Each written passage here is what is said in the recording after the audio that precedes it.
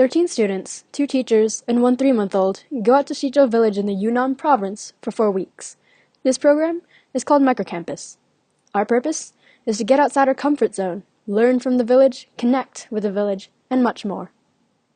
Prior to the trip, each individual picks a topic that they would like to study before and during their time in the village. I picked wood carving.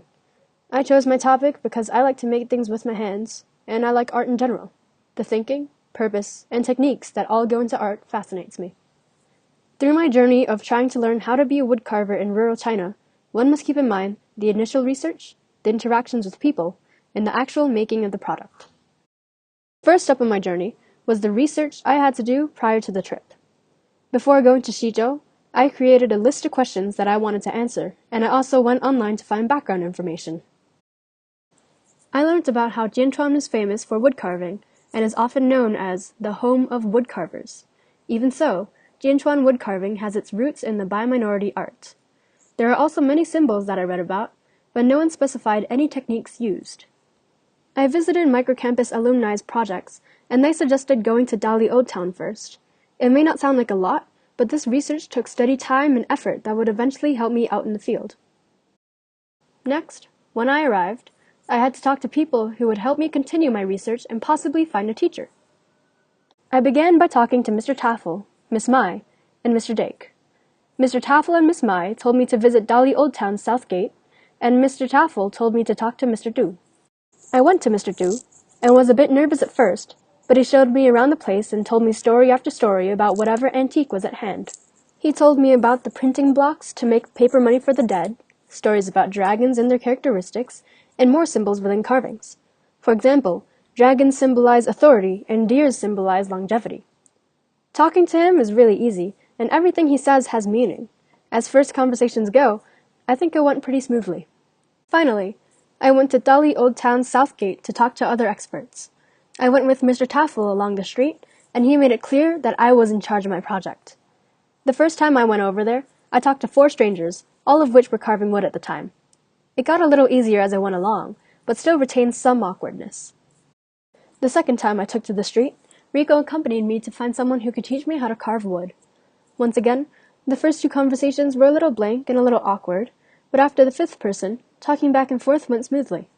However, each one turned me down after saying, "I'm pretty busy for these 2 months," or "You need 8 years of experience before carving the simplest of pieces," or "It's not that I don't want to teach you, it's just that I can't." After a while, Mr. Taffel calls Rico and I over, points me in a direction, and gets me to go up to the busy group and ask if they could teach me. To my surprise, they said yes, but at first I thought Mr. Taffel already talked to them before. It was only after the entire hour and a half that I found out it was some random stroke of luck. Now that I had a teacher, it was time to learn. Finally, the actual carving of wood had its difficulties.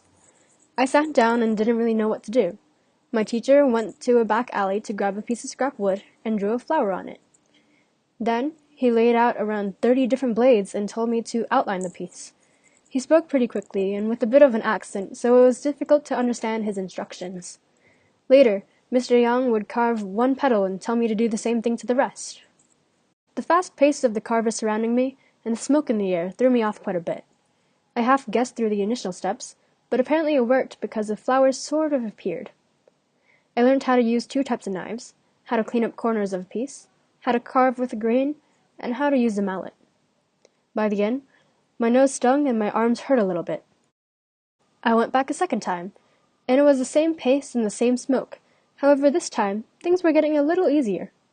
Whenever I needed his help, I'd look up and say his name, and he'd come over and help me with whatever problem I had. I often looked around at what other people were doing, and I learned their techniques visually. The more times I went back, the better I got. The confusing arsenal of blades started to make sense as to how I should use them. More techniques formed in my hands, and my lungs grew accustomed to the smoke and sounds of the place. When I came back with my final piece, people actually thought, or said, that I was pretty cool. To my eyes, though, I can see so many more tiny flaws that I couldn't just a week ago. The months of researching, studying, working, talking to people, and learning all led up to my final piece. Background information, conversations, and experience all go into learning how to be a woodcarver in China. They also go into actually carving a piece of wood. During the carving of my actual piece, I had no idea where to start. During my inquiry project, I had no idea where to start either. Then I looked around and gathered some details and context as to how things worked. Once I figured out the basics, I talked to my wood carving teacher about what blades to use, how to use it, what I should do where, and so on. On my inquiry project, I had to ask around to find more people in the area that could help me in my studies. Finally, I used what I had figured out to carve my final piece. I did the same with my inquiry project. During both my wood carving and my project, I've learned to keep my workload steady, to commit, and that there's always room for mistakes. I've learned to take calculated risks with my work, even if I'm not quite sure of it. Get outside my comfort zone and carve deeper or talk to strangers. I can't think of any situation in the future where what I learned now can't help me. And for that, I am grateful.